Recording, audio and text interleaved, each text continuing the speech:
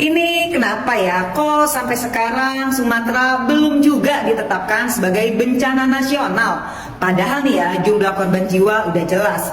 Kerusakan, kelaparan belum cukup, emang semua itu buktinya. Bahkan tokoh masyarakat, akademisi, LSM udah juga pada bersuara, termasuk pemerintah daerah juga udah pada angkat tangan bos.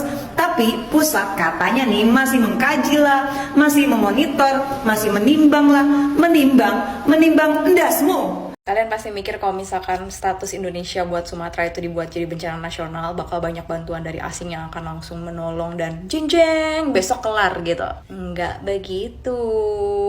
Kalian sudah baca belum berita ini? PLN ungkap 13 kasus pencurian kabel trafo di Aceh. Ini terjadi di akhir November hingga pertengahan Desember ini. Kalau berita ini benar, maka ini bukan isu sembarangan. Ini semakin membuktikan adanya upaya mengecilkan peran negara dalam penanganan bencana ini.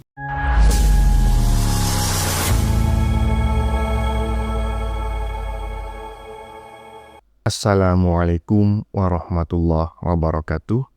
Saudara-saudaraku sebangsa dan setanah air, dimanapun kalian berada, semoga kalian selalu dalam kondisi sehat walafiat ya.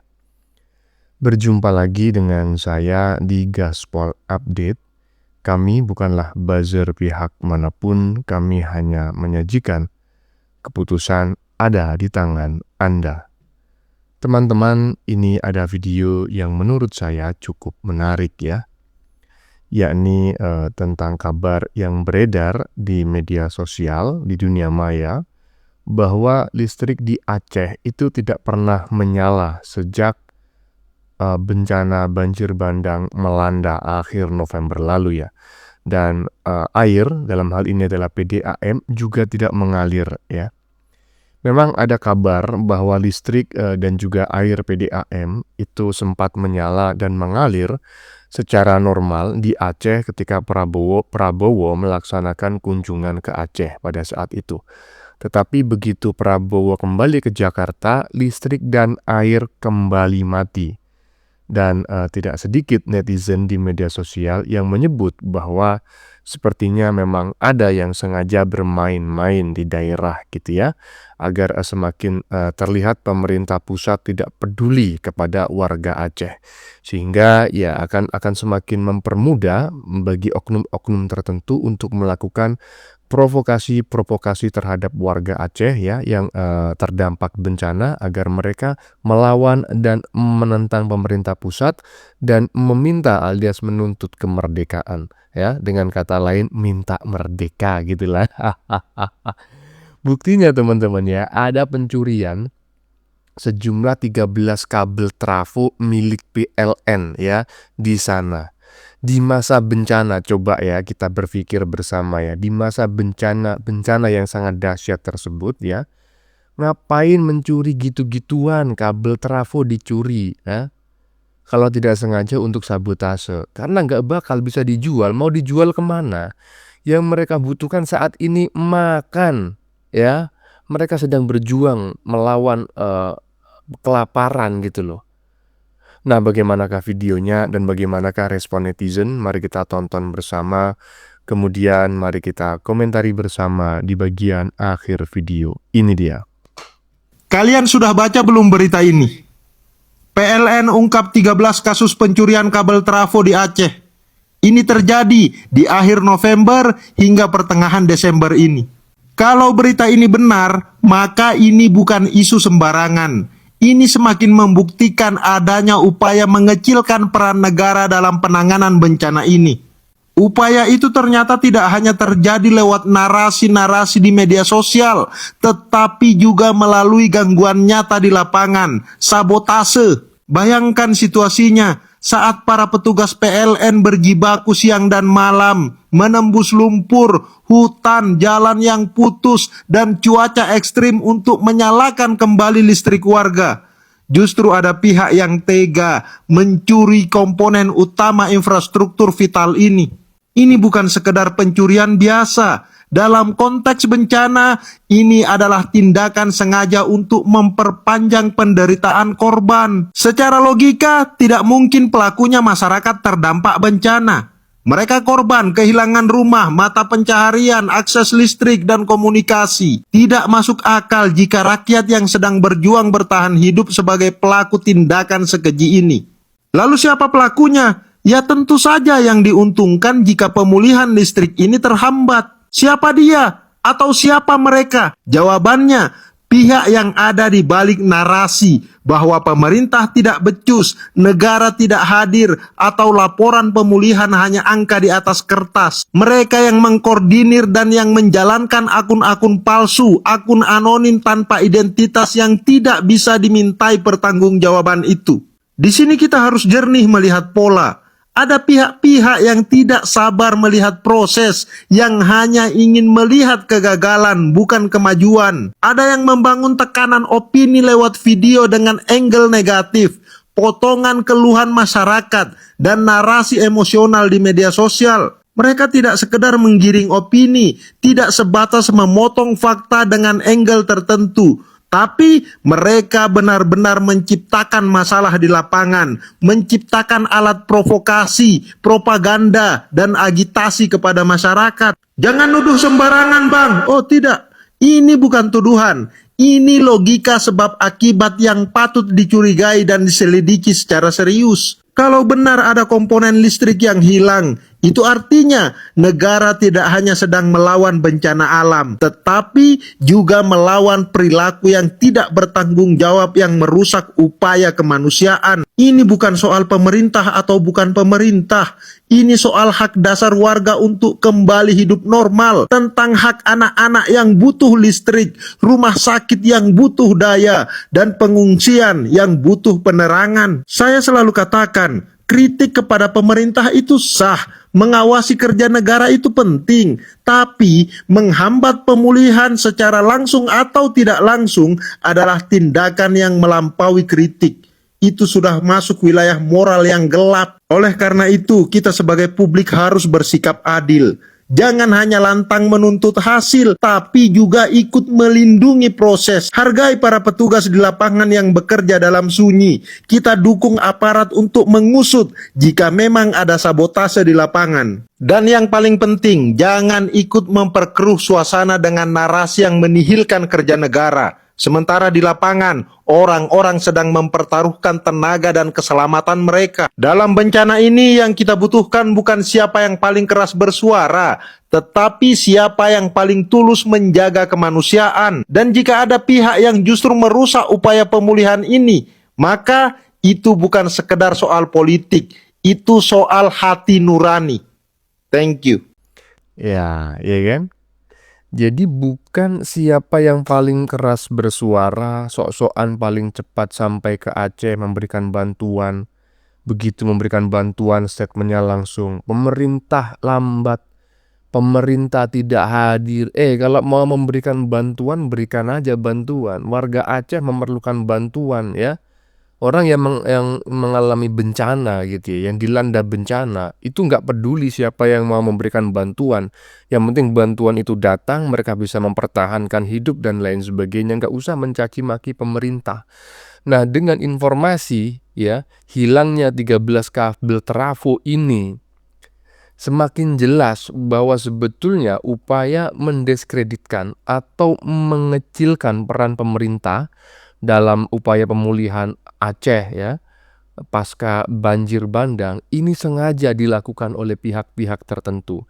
Dan tentu saja karena yang dicuri ini adalah kabel trafo misalnya ya kan, ya nggak mungkin lah pemerintah pusat yang melakukan pencurian. Yang melakukan pencurian pasti adalah ya oknum-oknum yang ada di lokasi. Nah, tujuannya apa? Ya mungkin tujuannya adalah ingin memberikan sebuah legitimasi bahwa pemerintah itu memang tidak hadir. Nah itu loh, ini yang harus kita sikapi dengan bijak gitu loh ya.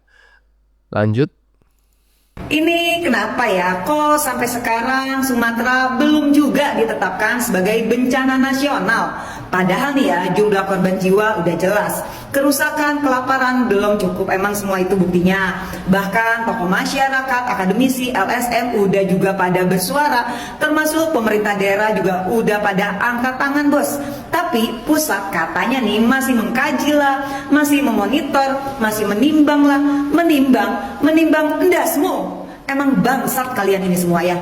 Udahlah, kalian ini sebenarnya takut kebongkar kan?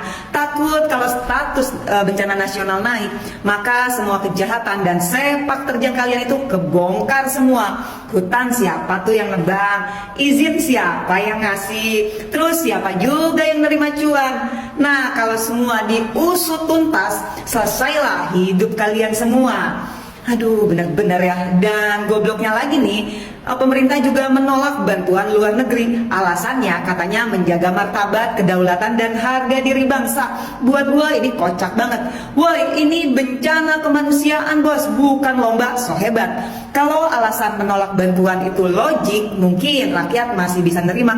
Tapi ini ngawur dan konyol. Ingat, Indonesia hari ini bukan negara yang mapan. Tanpa bencana aja, kemiskinan di mana-mana, harga terus naik, pengangguran terus meningkat. Terus sekarang mau kelihatan sok kuat, sok nunjukin mandiri, sok jaga martabat bangsa. Halah, bullshit lah itu semua. Kita ini sadar pelit hutang fantastis, terutama warisannya si Jokodok, termasuk hutang proyek WUS. Sadar woi sadar, kita ini bukan negara superpower. Jangan bandingin Indonesia sama negara lain yang nolak bantuan. Ekonomi rakyat mereka jauh lebih sehat. Please, stop sombong. Jangan jual penderitaan rakyat demi citra negara. Kedaulatan itu bukan nolak bantuan. Kedaulatan itu nyelamatin rakyatnya. Martabat negara itu bukan gengsi, tapi keberanian untuk mengakui bahwa rakyat sedang butuh pertolongan. Negara besar bukan mengedepankan ego, apalagi sombong, tapi yang berani menurunkan ego demi kemanusiaan dan rakyatnya sendiri. Dan yang bikin memalukan lagi nih, Aceh sampai minta tolong, menyurati ke PBB minta bantuan. Itu jelas tamparan keras buat pemerintah pusat. Tapi sayang, urat malu dan hati nurani mereka tuh udah pada tenggelam. Jadi ya sudahlah ya, stoplah kalian pencitraan. Ini masalah nyawa dan kelangsungan hidup rakyat. Paham kalian semua, segera tetapkan Sumatera bencana nasional. Goblok kalian. Yang seharusnya ditetapkan sebagai bencana nasional itu adalah kehadiran elu ini. Bersama partai-partai elu itu, ya kan? Jujur saja teman-teman ya, sejak dulu, sejak saya masih bocil, saya nggak suka yang namanya partai kebo itu. Kenapa? Ya itu tadi, cara berpolitiknya itu nggak bagus gitu ya menurut saya. Walaupun saya sangat ngefans sekali dengan Soekarno gitu ya. Nah, barusan kita mendengar ya pernyataan dari seorang buzzer ya, yang tukang nyebokin pantatnya kebo, yang ngaku itu mirip bule. Nggak ngerti ya bule dari mana, mungkin bule dari Afrika. Kata-katanya kasar dan penuh nyinyiran ya kan. Terkendali endasmu. Nah, pertanyaannya, sebagai kader partai terbesar di Indonesia, apa sih yang sudah dilakukan partaimu di sana saat ini terkait upaya pemulihan bencana? Oh, itu bukan tugasnya partai, itu tugasnya pemerintah. Ya sama aja, pemerintah dalam hal ini DPR, isinya juga kader-kader partaimu juga. Jadi sebetulnya keputusan pemerintah ya dalam menanggulangi banjir ya dan lain-lain, itu yang andil besar itu adalah partaimu. Ngapain kau malah menyalahkan seorang presiden secara personal, sementara presiden itu tidak bekerja sendirian? Ngerti nggak kau itu? Aduh, lanjut. Ada yang teriak-teriak ingin ini dinyatakan bencana nasional. Kita sudah kerahkan ini 3 provinsi dari 38 provinsi. Jadi situasi terkendali. Saya monitor terus. Saya ditelepon banyak pimpinan kepala negara yang ingin kirim bantuan. Saya bilang terima kasih. Concern Anda, kami mampu. Indonesia mampu mengatasi ini. Ya. Setelah melihat langsung, rasanya sulit untuk menyebut ini sebagai bencana biasa yang bisa ditangani sendiri oleh daerah. Menurut saya kita sudah waktunya mengakui ini sebagai bencana nasional. Ini soal keberanian mengakui bahwa skala kerusakan dan penderitaan sekarang memang butuh kekuatan negara. Dengan status bencana nasional, pemerintah pusat punya ruang lebih besar untuk mengerahkan anggaran, personel, alat berat, dan program pemulihan tanpa ragu-ragu. Dan buat warga yang terdampak, apa bedanya? Kalau jadi bencana nasional statusnya, maka aliran logistik bisa lebih deras. Makanan, air bersih, obat-obatan, tenda, layanan kesehatan, dan akses jalan yang putus bisa lebih cepat dibuka karena alat berat, TNI, dan semua instansi bisa digerakkan lebih masif. Dan ke depan, program perbaikan rumah, sekolah, jalan, bantuan usaha kecil juga bisa lebih kuat karena dibiayai negara, bukan hanya mengandalkan APBD yang terbatas. Saya paham ada kekhawatiran, kalau statusnya bencana nasional apakah tidak makin rawan korupsi, makin rawan tumpang tindih kewenangan. Kekhawatiran itu wajar, tapi jawabannya bukan menahan status bencana nasional, melainkan memastikan tata kelolanya diawasi ketat sejak awal. Ya, inilah dua pernyataan ya. Dua pernyataan dua orang yang satu paham tentang tata negara, ya kan? Tentang tata kelola negara, dan yang satunya lagi orang yang cuma asal bacot itu. Sebetulnya itu yang menjadi persoalan itu ya, kalau menurut saya teman-teman ya, itu adalah oknum-oknum di daerah. Karena apa? Yang disampaikan oleh Prabowo tadi, ya kan? Yang intinya itu adalah negara merasa mampu untuk memberikan bantuan ya, upaya pemulihan di wilayah Aceh, itu mengindikasikan bahwa ya pemerintah benar-benar mampu. Bahkan pemerintah sudah menganggarkan 51,8 triliun. Kalau memang di daerah terjadi ketimpangan, nah pihak-pihak atau oknum-oknum pejabat di daerah inilah yang seharusnya itu dievaluasi. Bukan persoalan berstatus bencana nasional ataukah tidak, ya. Emangnya kalau berstatus bencana nasional, terus bantuan luar negeri datangnya melebihi 51 triliun begitu? Belum tentu juga. Karena faktanya kemarin Tito Karnavian menyampaikan ada bantuan dari luar negeri nilainya nggak sampai 1 miliar. Coba bayangin. Lebih besar mana bantuan dari pemerintah pusat 51,8 miliar. Triliun, ya kan? Bahkan ada informasi yang menyebutkan Purbaya menyiapkan anggaran 60 triliun. Nah, itu lebih besar mana? Nah, intinya apa? Negara masih mampu. Tinggal memperbaiki birokrasi di daerah. Jangan-jangan bantuan itu nggak pernah sampai ke rakyat, gitu loh. Lanjut. Beberapa hari yang lalu, ada seorang gelandangan politik yang tiba-tiba ikut nimbrung dan mempeributkan masalah status bencana nasional. Nih, Rasanya sulit untuk menyebut ini sebagai bencana biasa yang bisa ditangani sendiri oleh daerah. Menurut saya kita sudah waktunya mengakui ini sebagai bencana nasional. biasa banget ya mereka ini. Namun setelah sekian lama Pak Presiden nggak komentar tentang kenapa Indonesia nggak dijadikan status bencana nasional dengan adanya bencana Sumatera, akhirnya kemarin hal itu dibahas oleh Pak Presiden di dalam rapat kabinet. Nih, lihatin. Ada yang teriak-teriak ingin ini dinyatakan bencana nasional. Kita sudah kerahkan, ini 3 provinsi dari 38 provinsi. Jadi situasi terkendali, saya monitor terus. Masih belum paham? Ini gue buat lebih simpelnya penjelasannya. Indonesia itu nggak cuma tentang 3 provinsi yang terdampak bencana, melainkan 38 provinsi di seluruh Indonesia. Sehingga ketika seorang presiden akan mengambil sebuah kebijakan publik yang akan berdampak bagi seluruh masyarakat Indonesia, maka dia harus menimbang tentang kepentingan daripada seluruh masyarakat Indonesia, bukan hanya pada masyarakat yang terdampak bencana. Nah, dalam masalah kasus penetapan status bencana nasional, presiden juga akan menimbang positif dan negatifnya.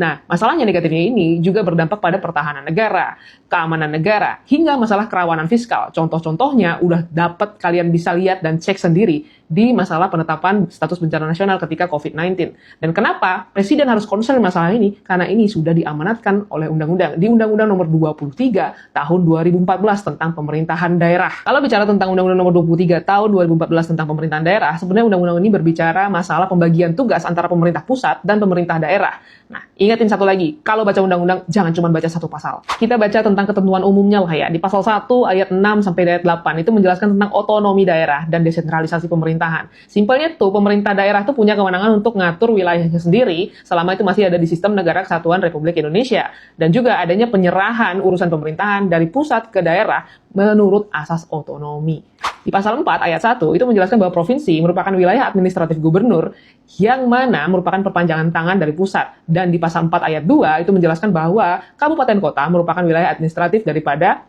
bupati atau wali kota. Kalau tadi baca pasal yang menjelaskan umum tentang otonomi daerah dan desentralisasi pemerintahan, sekarang baca nih pasal yang mengatur tentang urusan pemerintahan atau kewenangan pemerintah dari pemerintah pusat sampai pemerintah daerah. Di mana di pasal 9 menjelaskan pembagian urusan pemerintahan absolut yang menjadi kewenangan pemerintah pusat dan urusan pemerintahan konkuren yang dibagi antara pemerintah pusat dan daerah. Dan urusan pemerintahan konkuren diserahkan ke daerah berdasarkan otonomi daerah.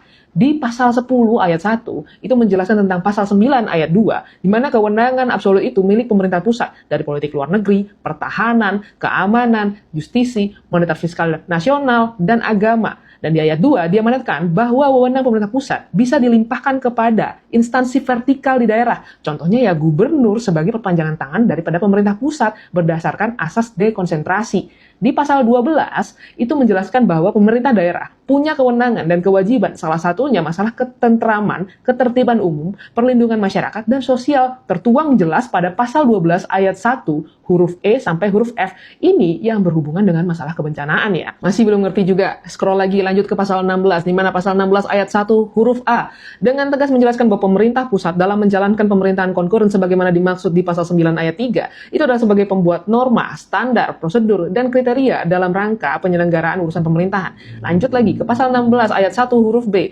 menjelaskan bahwa pemerintah pusat melaksanakan pembinaan dan pengawasan terhadap penyelenggaraan urusan pemerintahan yang jadi kewenangan daerah. Jadi kalau misalnya mau baca, ini pasal 16 benar-benar mengatur nih mekanismenya. Dan di pasal 16 ayat 3 nyata di sana menjelaskan kewenangan BNPB sebagai lembaga non-kementerian yang menjalankan tugas daripada pemerintah pusat.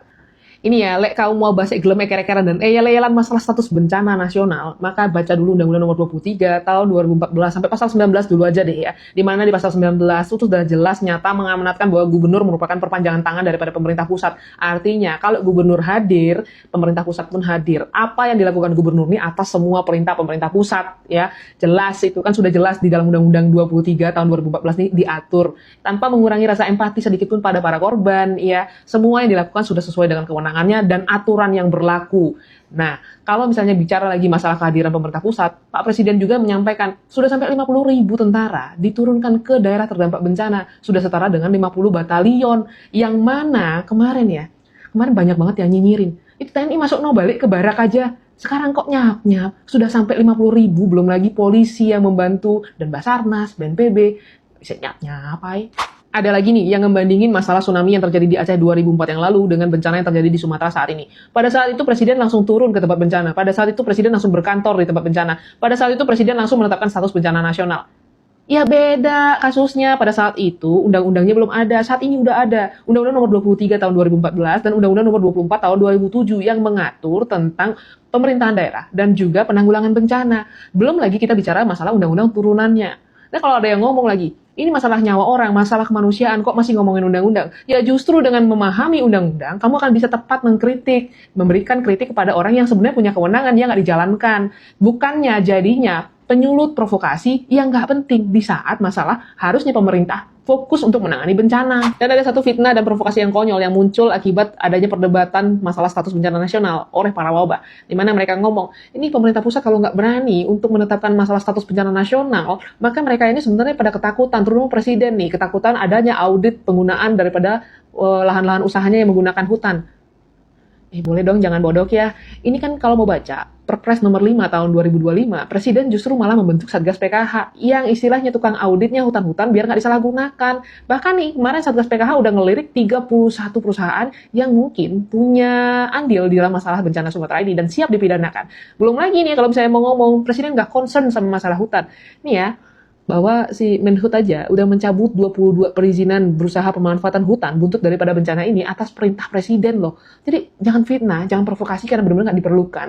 Dan ngerti kan sekarang kenapa baca undang-undang itu penting? Ya harus ngerti lah. Kalau nggak ngerti ya udah paham kan artinya? Nah, ya paham ya. sudah dijelaskan oleh Mbak Sylvia Tan yang berdomisili di Bali dengan sangat jelas ya, tegas dan tidak bertele-tele, walaupun penjelasannya cukup panjang tapi isinya daging semua. Masih ada yang nggak paham nggak? Nggak usah saya komentari lah ya. Karena apa yang disampaikan oleh Mbak Sylvia Tan ini sudah super lengkap ya. Ini spesial pakai telur sudah, ya kan? Tadi tuh di depan ada si bule-bule koplak itu. Belajar lagi nih sama Mbak Sylvia Tan ya. Lanjut. Kalian pasti mikir kalau misalkan status Indonesia buat Sumatera itu dibuat jadi bencana nasional, bakal banyak bantuan dari asing yang akan langsung menolong dan jeng besok kelar gitu. Nggak begitu. Nih yang perlu diingat ya, pertama. Kenapa kok bantuan mungkin masih ada yang belum dapat gitu di beberapa daerah? Bukan karena bantuan yang nggak ada, bukan karena pemerintah kita tidak bergerak, bukan karena nggak ada aparat yang mau menyelesaikan itu. Tapi gimana caranya bantuan itu bisa sampai kalau aksesnya nggak ada? Ya kalian ngerti lah, kalau misalkan kita mau mengirimkan barang gitu kan, kita kirim paket kan jalannya harus ada dong, diantarkan lewat darat atau lewat udara. Kalau lewat udara pun dia harus sampai dulu nih ke titik tertentu yang bisa menyimpan itu. Tapi dalam kenyataannya banyak akses yang terputus ketika terjadinya bencana ini. Jadi ya kalau misalkan kalian gitu kan pesan paket gitu kan, terus kayak oh ada banjir jadi jalannya tutup, terus dia tuh paketnya jadinya tertunda, ya kayak gitu. Sama persis. Terus kalau kayak gitu kenapa nggak lewat udara kak? Ya lewat udara sekalipun, menurut kalian emang bisa kayak cung dilempar gitu aja gitu kayak di PUBG gitu? Ya nggak bisa begitu juga prakteknya. Harus ada tempat buat barang itu mendarat. Atau tempat buat helikopter yang mengantarkan barang-barang itu mendarat.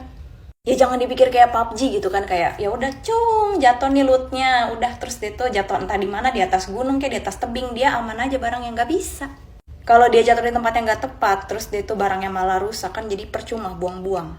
Ntar kalian marah-marah lagi dibilang menghambur-hamburkan anggaran negara. Terus nih yang perlu diingat lagi nih, kalau misalkan bencana nasional itu ditetapkan, ini di atas kertas ya, kita ngomong hubungan internasional. Itu nggak cuma berpengaruh sama Indonesia aja, tapi juga berpengaruh sama negara-negara yang berhubungan secara birokrasi sama kita. Ini bukan atas kemauan kita ya, ini udah nggak bakal bisa kita kontrol, karena negara-negara lain yang pada punya hubungan birokrasi sama kita, pasti akan langsung memperingatkan dan memberitahukan kepada para warga negara mereka, jelas bukan kita yang mau, mereka yang melakukan sendiri. Bahwa Indonesia lagi keadaan darurat, lagi bencana nasional. Ya memang bencananya cuma terjadi di Sumatera, tapi warga negara asing ini, orang-orang luar negeri ini, itu akan dapat SMS atau dapat email gitu yang mengabarkan bahwa jangan traveling dulu ke Indonesia. Mungkin spesifik ditulis Sumatera, tapi kan tulisannya negaranya Indonesia. Dan warga negara asing, kita nggak bisa menganggap bahwa mereka paham geografis dari negara kita. Sumatera itu kan entah di mana, bisa aja mereka tetap melancong gitu ke Bali, ke Raja Ampat gitu kan, karena jauh. Tapi mereka nggak ngerti, mereka cuma ngomongnya kayak, waduh kayaknya gue harus batalin penerbangan gue nih ke Indonesia. Gue harus batalin liburan gue nih ke Indonesia, soalnya Indonesia lagi bencana, lagi darurat. Kalau udah kayak gitu, kita merugi sektor pariwisatanya. Apalagi ini udah akhir tahun loh, pasti banyak banget udah yang ngebooking entah di Bali, entah di Raja Ampat, Lombok, di tempat-tempat wisata kita gitu, itu dibatalin. Sayang banget gak sih? Warga-warga lokal di sana yang harusnya bisa dapat tambahan pundi-pundi perekonomian jadinya batal. Efeknya ngaruh ke ekonomi kita yang ada di Indonesia yang jauh daripada Sumatera. Kita semua yang ada di Indonesia jadinya kena. Belum ditambah sama investor-investor asing yang mungkin tadi kayak, oh kayaknya gue mau bikin pabrik nih di Indonesia. Gak jadi. Ya kalau kayak gitu kan kita yang rugi ya.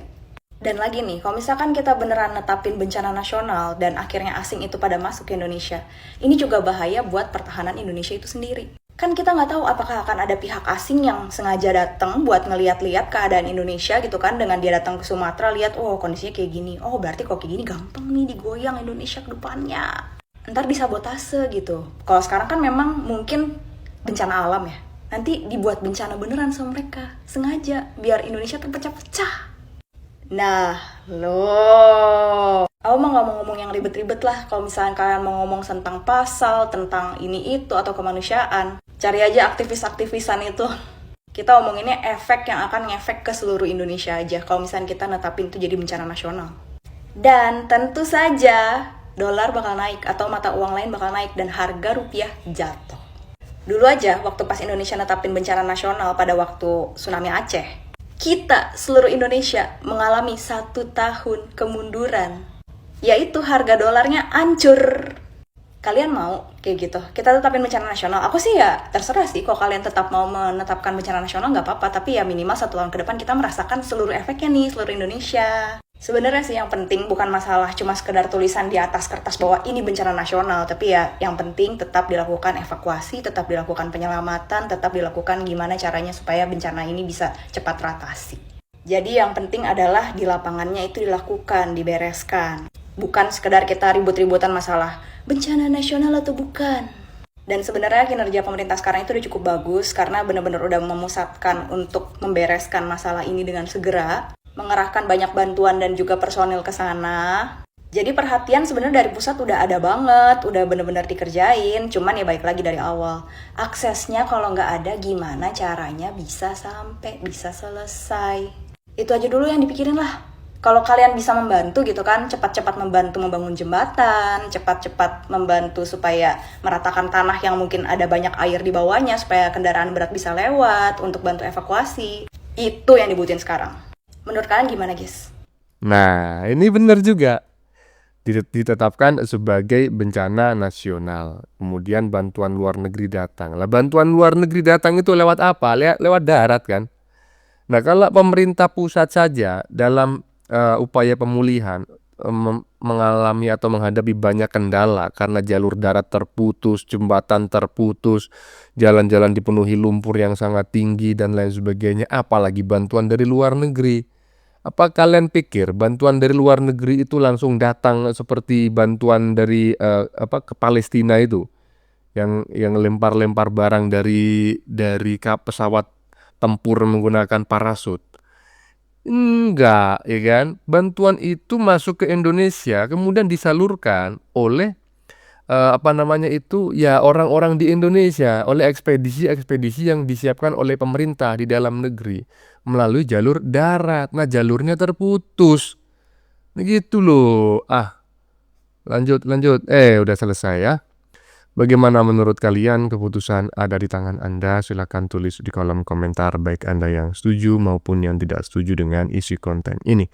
Sebelumnya saya memohon maaf ya jika dalam penyajian konten ini ada kata-kata yang menyinggung, kurang tepat penggunaannya, atau ada data yang dianggap keliru atau salah. Saya memohon maaf yang sebesar-besarnya. Kita jumpa lagi di lain video.